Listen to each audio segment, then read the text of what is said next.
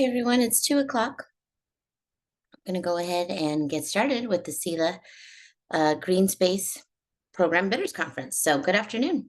Thank you, everyone, for joining us today to the virtual Bidders Conference for Southeast Los Angeles Green Space Program. My name is Gina Treviso, and I'm the Community Liaison for the SELA Community Steering Committee with South Coast AQMD. Before we begin the meeting, please allow me to review some general instructions. To ensure you hear this meeting in the correct language, please go to the bottom of your screen and click on the globe icon labeled Interpretation to select either English or Spanish. After you select your language, if you hear both languages still, please click the Mute Original Audio button. Please note that there is also a Spanish phone line set up for this meeting. It has the same call-in number as this meeting, but a different meeting ID. The Spanish meeting ID number is 932-0955-9643. I will now ask our interpreter, Daniel, to provide the housekeeping remarks in Spanish. Please go ahead, Daniel. Buenas tardes a todos. Para asegurarse de que escuche esta reunión en el idioma correcto, por favor vayan a la parte inferior de la pantalla y hagan clic en el icono del globo que dice Interpretación. De allí seleccionen Español. Después de seleccionar el idioma, si escucha ambos al mismo tiempo y le distrae, puede hacer clic en Silenciar el audio original. Ten en cuenta que también hay una línea telefónica en español para esta reunión. Tiene el mismo número de la misma, pero un número de identificación diferente. El número de identificación de la reunión en español es el 932-0955-9643. Repito, 932-0955-9643. Back to you, Gina. Thanks, Daniel. Okay, everyone, please be aware that this meeting is being recorded. By participating in this meeting hosted by South Coast AQMD, you agree to authorize recording of audio and visual content presented during the live event and consent to subsequent use of the recording in the public domain by South Coast AQMD. Members of the public can participate in today's discussion in any of the following ways. First, by using the raise hand feature. Second, by typing your question in the chat. Or third, if you're calling in by phone, press *9 on your keypad to signal that you would like to comment and *6 to unmute yourself. Okay, with that out of the way, let's get started. I'll now pass the mic to Assembly Bill 617 Air Quality Specialist, Nish Krishnamurthy. Please go ahead, Nish. Great, thanks, Gina. Dave, we can please pull up the slides. All right, great, thank you. So welcome everybody to today's Bidders Conference for the Southeast LA, or SELA, Assembly Bill 617, or AB 617, Community Green Space Program Request for Proposals. My name is Nish Krishnamurthy, and I'm an air quality specialist here at the district, where amongst other things, I help implement the SELA Green Space Program. And with me today is Robert Dahlbeck, who's my program supervisor. Robert, if you'd like to introduce yourself. Yeah, thanks, Nish. Good afternoon, everyone. My name is Robert Dahlbeck. As Nish mentioned, I'm the program supervisor working closely with him, as well as our SELA staff, Southeast Los Angeles staff, to develop the project plan and as well as get the RFP moving. So glad to be here, and thank you everyone for your participation. Go ahead, Nish. Great, thanks, Robert. And so during this presentation, I'll take pauses throughout to give audience members an opportunity to ask questions. And of course, after the presentation is done, we'll open the floor up to a Q&A so you can ask any additional questions that you might have. Next slide, please. So today's meeting will begin with the background about South Coast AQMD and then provide an overview about the Assembly Bill 617 program, as well regarding the Southeast LA Community Emissions Reduction Plan. I'll then touch upon the SELA Green Space Project Plan, and then we'll delve into the details of the RFP, including the applicant and project eligibility, application requirements, the scoring criteria, as well as the contract parameters and timelines. Next slide. So South Coast AQMD is a local air quality regulator for much of LA, San Bernardino, and Riverside counties, and for all of Orange County. We serve over 17 million residents, and our authority covers stationary sources such as factories, refineries, things like that. Next slide. AB 617 was signed into law in 2017, and it seeks to address the disproportionate impacts that air pollution has in environmental justice communities. There are 19 AB 617 communities statewide, as shown on the map here, 6 of which reside within South Coast AQMD's jurisdiction. And I've listed those communities here on the slide. But for the purposes of the RFP, the community that is most relevant to this RFP, or that is relevant to this RFP, is the SELA, or Southeast LA community. Next slide. So there's multiple components to the AB 617 program. I won't get into all of them, but the one that is relevant to this RFP is that involving the component involving the Community Emissions Reduction Plan. Next slide. So the Community Emission Reduction Plan, or CERP, was developed in coordination with the Community Steering Committee, or CSC, which is made up of stakeholders from within the community. And through the coordination with the CSC, they identified air quality priorities for the community. And for each air quality priority, they included a set of goals. And these goals ultimately boil down to reducing emissions from that priority, or reducing exposures, reducing exposure to the emissions from a given source. And for each goal, they include a set of objectives to help fulfill that goal. And those objectives employ one of 6 strategies, including air monitoring, focused enforcement, incentives, interagency collaborations, community outreach, and the development of rules and regulations. Next slide. So the SELA CERP includes 6 air quality priorities, but the one that's relevant to this RFP is the Green Spaces Air Quality Priority. And I've included a link to the SELA CERP here at the bottom. Next slide.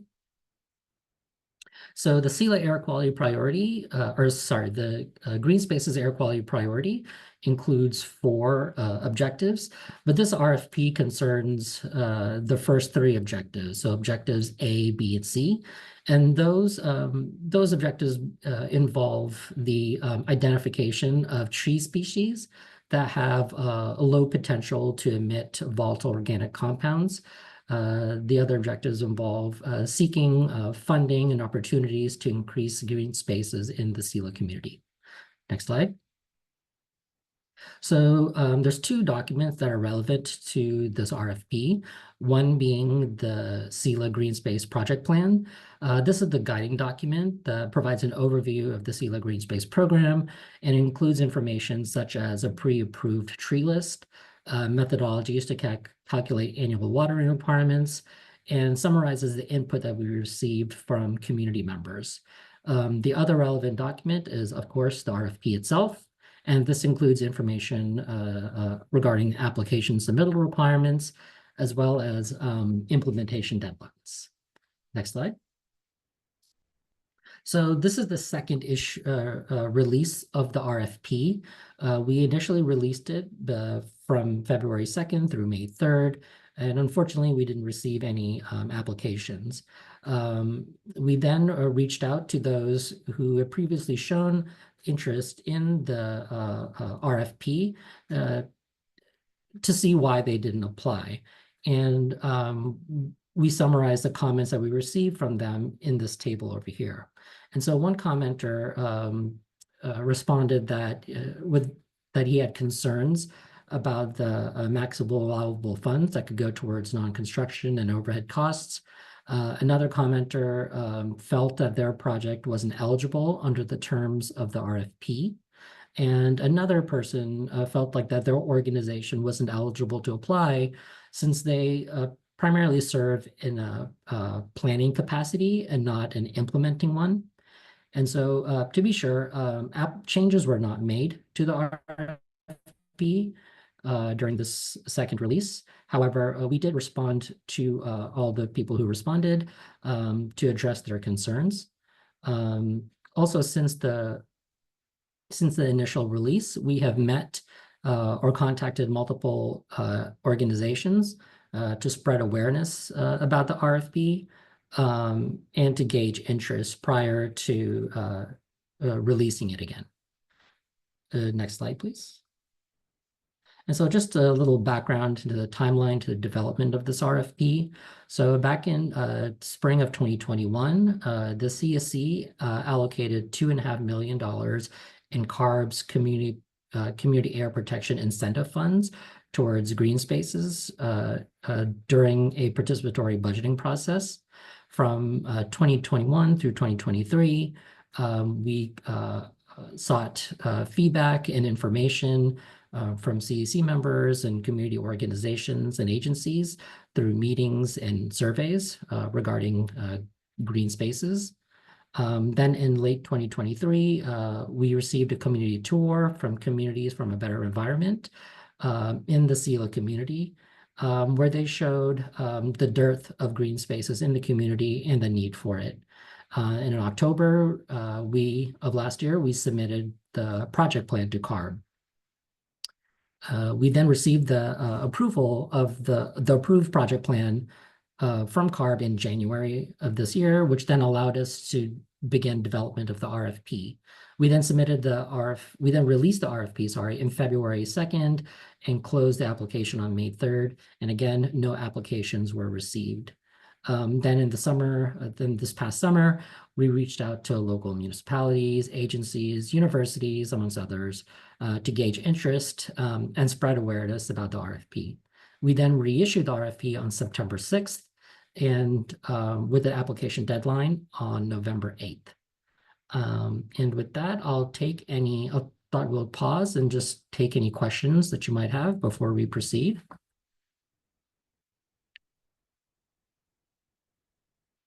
If you have any questions, you can raise your hand or just feel free to blurt it out. It's okay.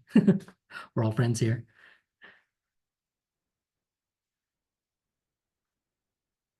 Hi, you mentioned the green space project plan earlier, and there was a link on your slide, but that wasn't a clickable link. Can you put it in the chat?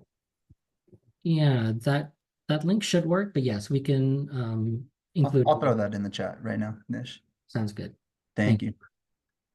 And thanks, Clement, for letting us know. No, thank you. And actually, Robert, if you can go ahead and include a link to the RFP as well. Yeah, perfect. Thank you. All right. If there's no additional questions, we can move on. All right, next slide, please.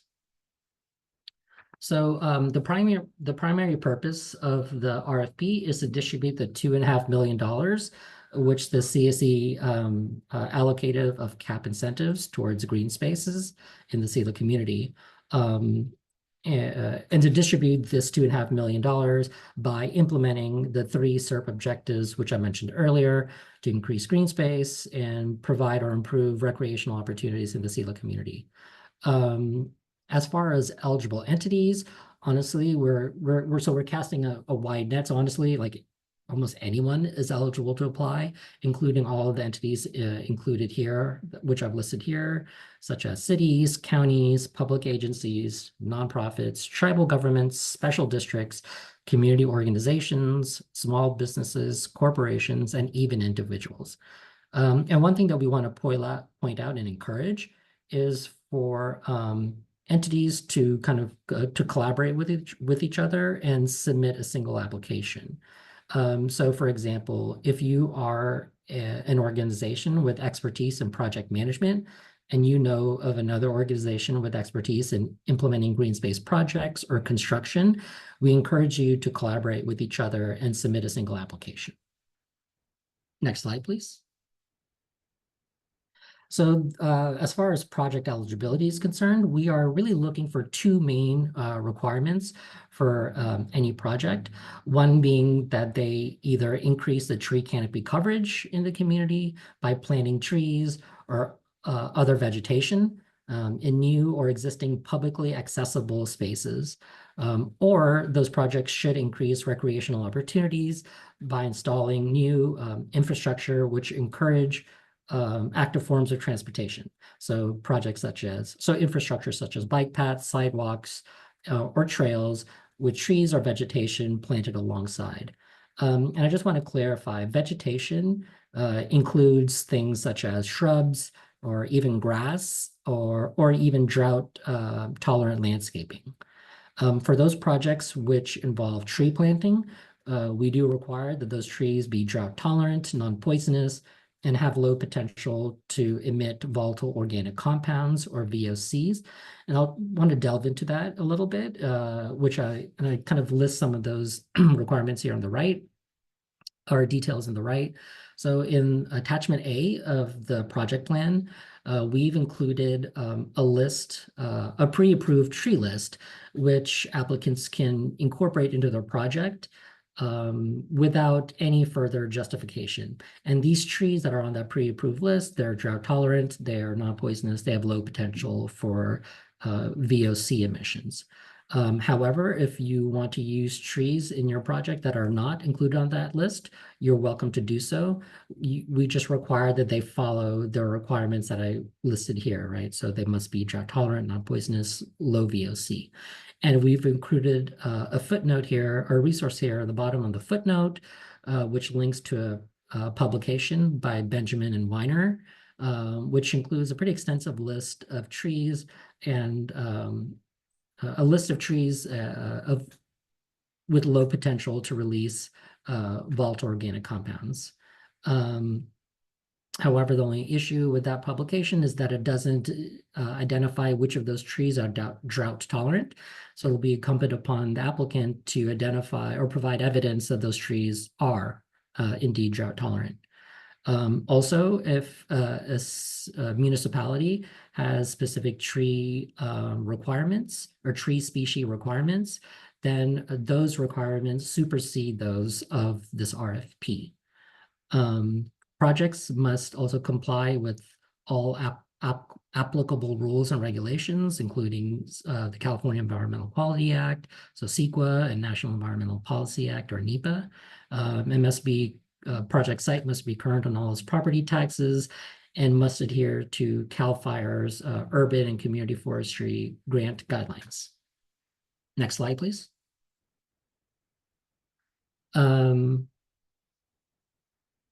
Yeah, sorry. Okay.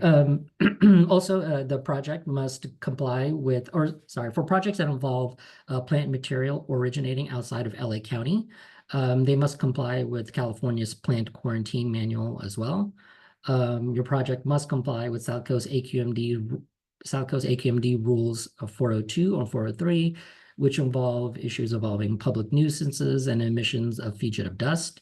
The project must adhere to CARB's land use or CARB's air quality and land use handbook, which provides guidelines for the siting of sensitive sites such as parks, schools, things like that. You must perform maintenance of the project site, or establish a maintenance agreement with another entity to conduct maintenance of the project site. You must make your project available for inspection to CARB and South Coast AQMD upon request.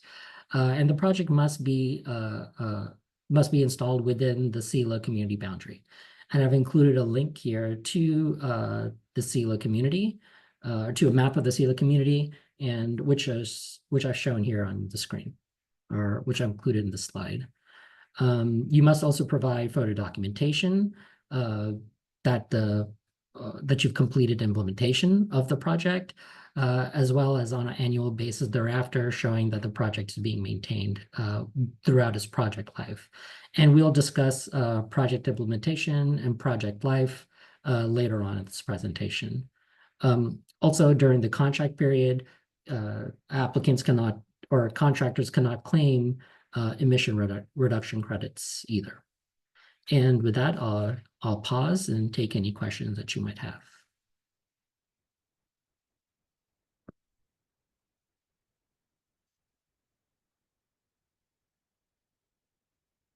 you have any questions, please raise your hand. Hi. Yeah, hello. Hi, Mireya from LA Neighborhood Land Trust. Sorry if you were going to cover this later, but is there a timeline for spending funds once awarded? For spending funds, we have timelines as to when certain things must be completed. And so, yes, I will touch on that, or I'll discuss that later on in the presentation. Thank you. And just one thing I just want to clarify, sorry, I forgot to point this out earlier, but all of the project eligibility requirements are listed in the project plan as well. And I've included a footnote to that, a link to the project plan in the previous slide. All right, if there's no other questions, I think we can move on. Okay, so applicants must, as part of their application, include all the requirements listed in Section 6 of the RFP. I won't get into all of them here, but a few of the key items include, and this is to the extent that is applicable, your application must include a list of tree species as well as an estimate of the number of trees that will be planted as a part of your project, and the projected increase in tree canopy coverage, as well as the total green space project area. You must also provide any information about the any proposed installation for infrastructure that helps promote active forms of transportation, such as bike paths, sidewalks, things like that, as well as the project area for that as well. You must also provide any documentation about whether a municipality has specific tree species requirements as well. As part of your application, you must also provide an outline of a maintenance plan and a commitment to provide documentation of plans to perform maintenance of the project site, or you must provide documentation showing agreements with other entities to conduct maintenance of the green space project as well. Applicants must also follow some of the items listed in Section 7 of the RFP, which I've linked here in the footnote, but I will discuss that a little later on in the presentation. Next slide. So the application must also show a payment schedule adhering to the schedule of deliverables mentioned in Section 5 of the RFP. You must also include a narrative describing contractors' experience or your experience conducting or installing green space projects in the community, along with any relevant documentation. You must also include information about the proposed project area, such as information about how the site is currently being used. You must also provide us an estimate of the annual watering requirements for the project site. And we kind of detail this in attachment A of the project plan. And if you look on the right of your screen, kind of discuss some of the methodologies that we include in the project plan. So as mentioned earlier, the project plan includes a pre-approved tree list in table 8.2. And in that table, we provide values as well as an equation that you can use to kind of streamline how you calculate your annual watering requirements for those projects that involve those trees. However, if you want to use trees that are not included in that tree list, we include another equation which you can use to help calculate what your annual watering requirements for individual tree species, as well as if you choose to calculate your annual watering requirement based on the total project area, we provide equations for you to make those calculations as well. However, if you choose to use another method that we don't include in the project plan to calculate your annual watering requirements, you're welcome to do so. We just ask that you please show us how you made those calculations in your application. All right, moving on, we also require that you provide details plans on how you will conduct outreach and any other supporting documentation as well. Next slide. So next, I want to just kind of discuss some of the scoring criteria that we'll use to score each of the criteria that we'll use to score each of the applications we receive. So in the slide, I highlight some of the criteria that we have incorporated into the scoring table based on feedback that we kind of collectively receive from the CSE using asterisks, those criteria that are marked with asterisks. So if you look here, like we do score, score applications kind of based on their plans for tree planting and the active transportation infrastructure. We also score applications based on their potential to increase recreational opportunities, as well the projected increase in the green space area. I also want to note that we do award points to those applications, which try to address some of the feedback that we receive from individual CSE members, and which we have summarized and included in attachment B of the project plan, which I've included in this footnote here in the bottom. Next slide. We also include award points based on criteria involving environmental and other benefits. So if if a project involves leveraging of funds to include other air quality benefits as part of your green space installation, we'll award you points for that. So, right, for example, if you partner up with a organization that installs like vehicle charging infrastructure in a green space in your project site, you are awarded for that collaboration, because since it has an air quality benefit to it. You'll also award you points based on the cost and resource effectiveness. So projects which efficiently use water, we award you points for that. Or if you kind of leverage your funds to set up maintenance agreements with other entities who will kind of take on the costs and resources that come with maintaining the project site, we'll award you points for that as well. Next slide. There's also awarding points for project readiness. So, how shovel ready is your project and how long it'll take to implement the project. We award you points for that. And then finally, we do allow the CSE an opportunity to score each of the applications which we've received. And so we will incorporate their scores into the total score which each application receives. And with that, I'll take any questions that you might have.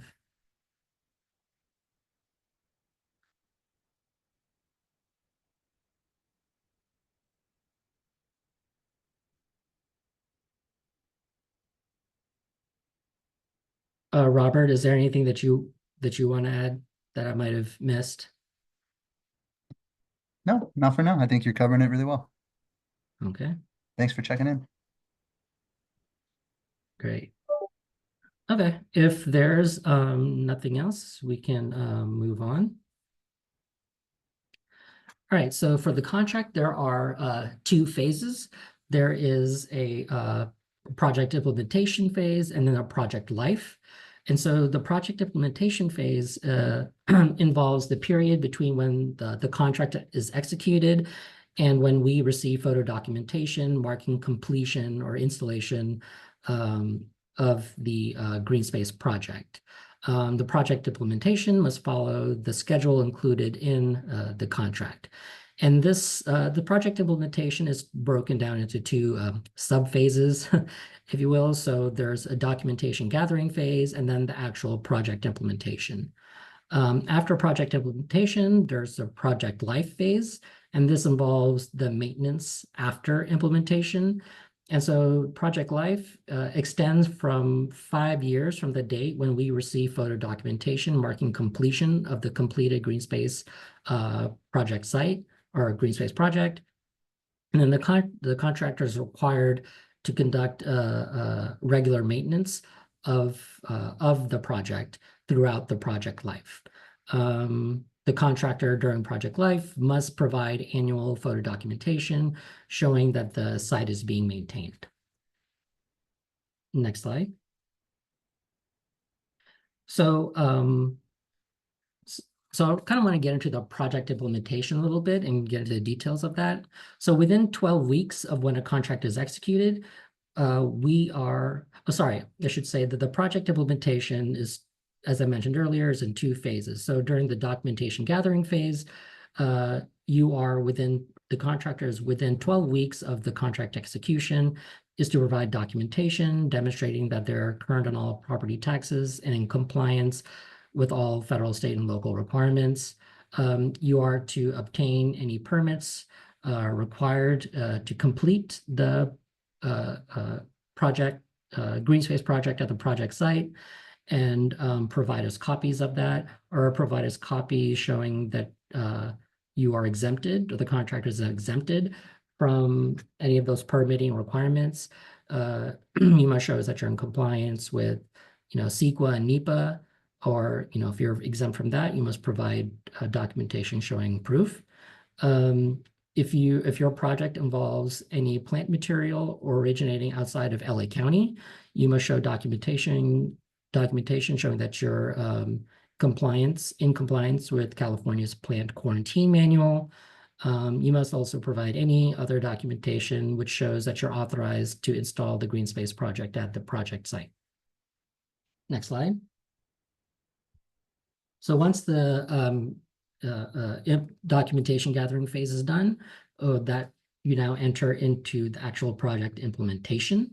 And so within 4 weeks of completing the documentation gathering phase, you are to submit to us, the contractors to submit to us a project implementation plan, as well as hold a meeting with South Coast AQMD discussing that plan.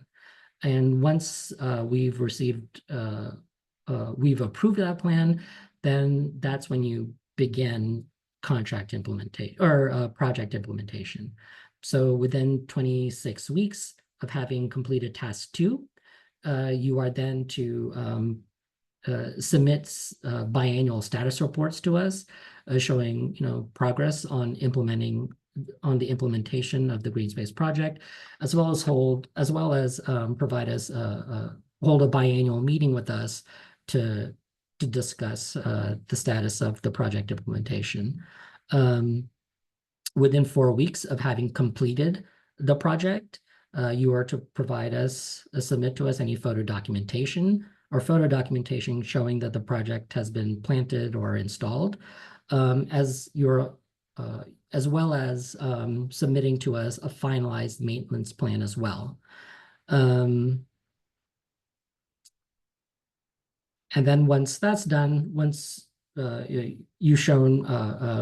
provided us that photo documentation showing that the project has been installed, completed, that's when we enter the project life stage. And so annually throughout the project life, you are to submit pictures to us showing that the project is adhering to the maintenance plan as well. And again, the project life is from 5 years after extends up to 5 years after the project has been implemented. And with that, I'll take any questions that you might have. Yeah, Edith? Edith with the University of California. I was unclear, and perhaps I just missed this, but can project funds extend beyond the project implementation phase into the project life phase to support activities such as maintenance? I guess my question really is, at what point do funds need to have been spent, and does that apply through the project life phase or just through project implementation? Yeah, so funds can be used for maintenance, and I think I showed in the mentioned earlier, we do award points for those projects where you do establish agreements with other entities to maybe conduct maintenance of the project site. But yes, funds can be used for maintenance during project life. Robert or Walter, if you have any question, if you have anything to add to that. No, nothing to add. Yeah, that's the same response I would have provided as well. Yeah, so maintenance is included throughout the project life. Somebody asked about a liquidation deadline earlier as well, and that's kind of like an internal complication that we're dealing with CARB at the state level. The nature of our green space project is a wider window than the window associated with these funds. So we're being creative at the state level with CARB, who designates these funds to us. So, but yes, So if maintenance I is. may, does that mean that you expect the liquidation will be a little bit more generous than currently the CARB sort of guidelines or requirements stipulate? Yeah, and throughout the process, again, we'll be working with CARB. They've been alongside us as we develop the project plan, and we've had more discussions with them since the RFP was released. So yeah, there's a few different kind of options that we have, so we're exploring those. It's a little bit more detailed and out of scope for this meeting, but yes, that's something that we'll be having to tackle creatively in collaboration with CARB. But Edith, CARB is aware of this issue. And so we've discussed this with them. They're aware of it. But yeah, funds can be used for maintenance.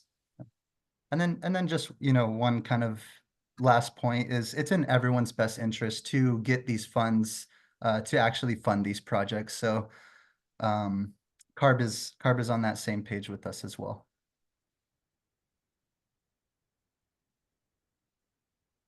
Does anybody else have any other questions?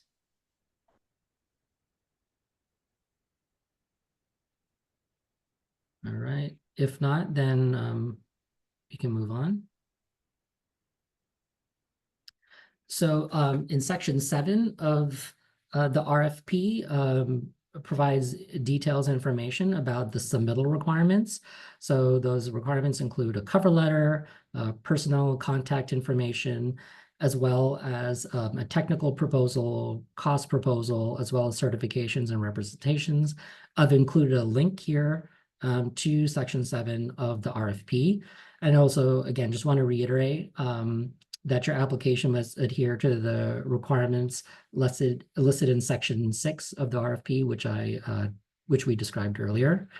Your application package must be provided to us in a sealed envelope and must include 4 complete copies of the proposal and 1 electronic copy of the proposal included in a flash drive.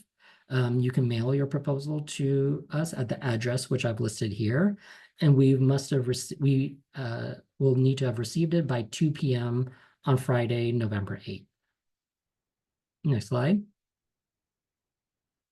So the RFP was released on September 6th, and here we are today at the bidders conference. As I mentioned, the RFP is due on Friday, November 8th by 2 p.m. We should have received it by 2 p.m. on Friday, November 8th. The following week after that, we will evaluate all the applications that we have received.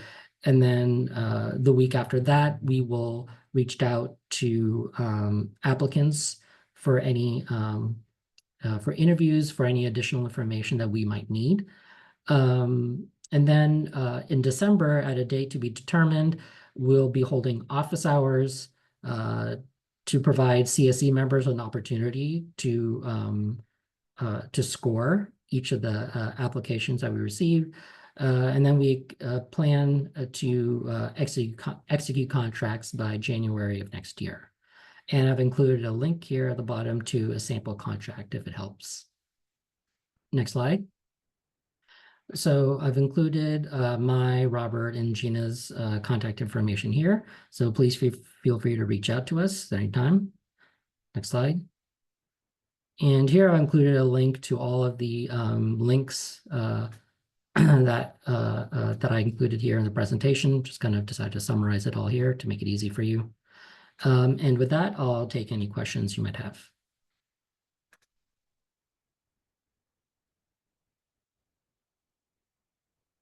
Yeah, Edith, go ahead. Thanks. One more question here. So you mentioned there are $2.5 million available through this program right now. And I don't know if I missed this or perhaps you didn't mention it. I'm just curious if you anticipate multiple awards, if you receive multiple, eligible applications, and if there's an award cap per award. No award cap. So a single application can potentially win the full 2.5 million. So there's no minimum, no maximum, or the 2.5 million is the maximum, but no Thank you. minimum.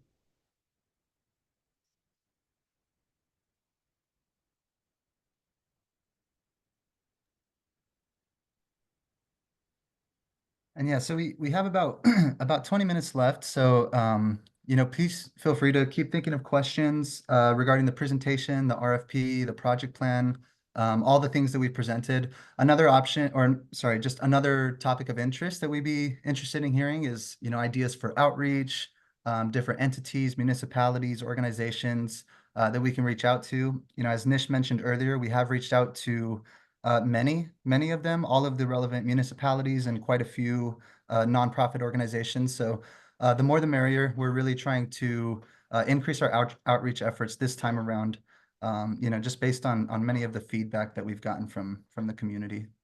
So all feedback is welcome at this point. Yeah, and just to add to what Robert mentioned, right? Like as I mentioned earlier, we didn't change anything to the RFP for the second release, but the idea was that hopefully with more focused outreach during the summer, like hopefully that would kind of help spread the word, encourage people to apply. And so we are hoping that we receive multiple applications for this round. Yeah.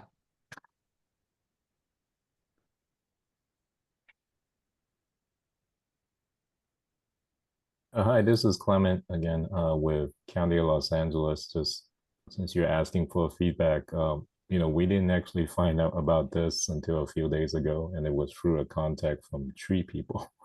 But I'm sure you reach out. I know the county has so many different departments, but just want to let you know that. Another maybe a request: can we get this presentation as an attachment? Yeah, actually, Clement, I just, or, a little bit ago earlier in the meeting, I added the link to the chat for this presentation as well. Oh, okay, It's on great. our website, so. Great, thank you. And then, yeah, the Green Space project plan as well as the RFP links are also in the chat. And then once you have the presentation, you have this final slide in the presentation that has all those resources that are relevant to this Green Space project.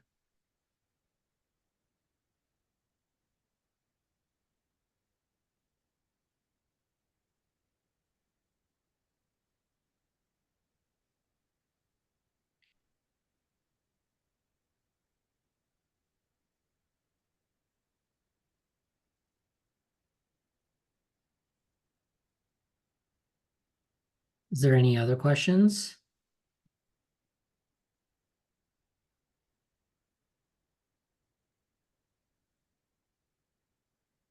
Should any questions come to mind after we adjourn this meeting as well, the second to last slide had our contact info. Please feel free to reach out to us early and often if you have any additional questions.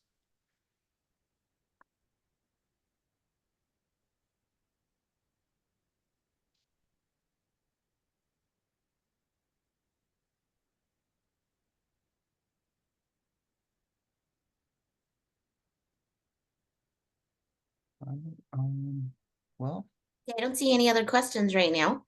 So if you Yeah. all think of any later, please get in contact with us. You could always email me. I'll put my email in the chat as well as the full team here. I'll get it into their hands right away. But I'm at gtreviso@aqmd.gov. And so if there aren't any questions, we'll go ahead and call this meeting. Thank you, everyone. Thank you for being here this afternoon. Big thanks to Nish for explaining everything and getting it all out there for us. And thank you, Robert. That concludes our meeting for today. Everyone take care, and I hope you have a good rest of your day. Great. Thank you, everyone, Thank for you. participating. Appreciate it. Thank you so much. Bye-bye. Bye. Have a good weekend.